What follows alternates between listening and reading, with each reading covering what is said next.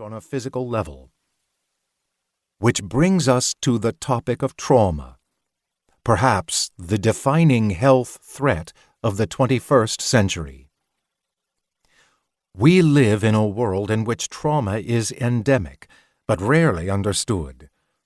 All around us, millions of people silently suffering on their own, often unable to explain bizarre changes that traumatic experiences seem to have caused in their bodies. When people discuss what they feel post-trauma, they often describe it with an air of mystery, as if their experiences are unique and unexplainable, or perhaps unscientific, phenomena. I left my own body, floated above it, and looked down at somebody else who looked like me.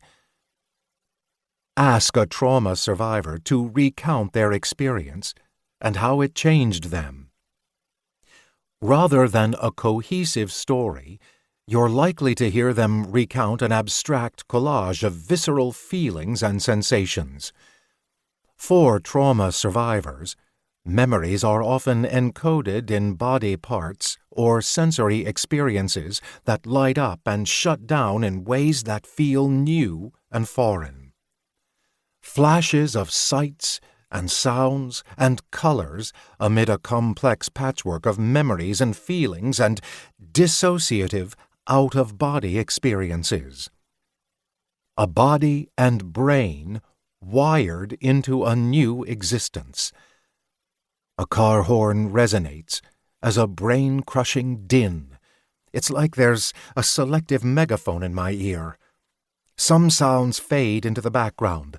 Others overwhelm and consume me and turn me into a rabid monster that I don't recognize.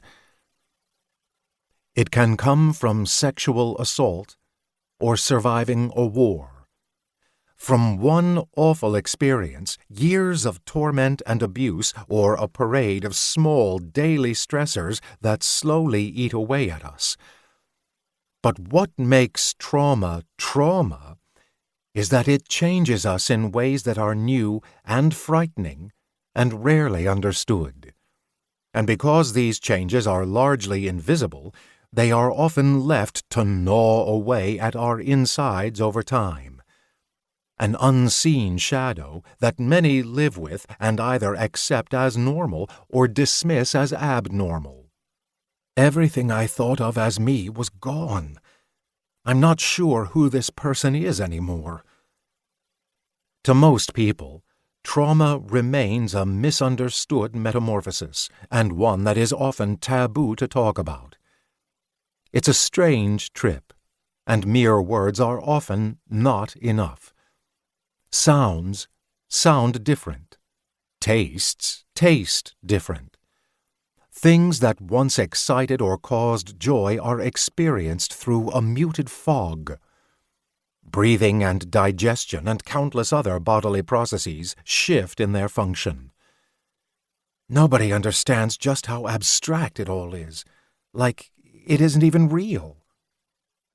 Trauma is often treated or dismissed as a purely psychological issue that is literally all in our heads. But trauma is not merely a psychological phenomenon. It's also a physiological one. What we mean by that? The impact of trauma is not isolated to our brains, but stretches through our nervous system to virtually every part of our body, changing how our senses sense, how our organs operate, and just about every aspect of our physical and mental health. In other words, trauma changes our bodies, in addition to our brains.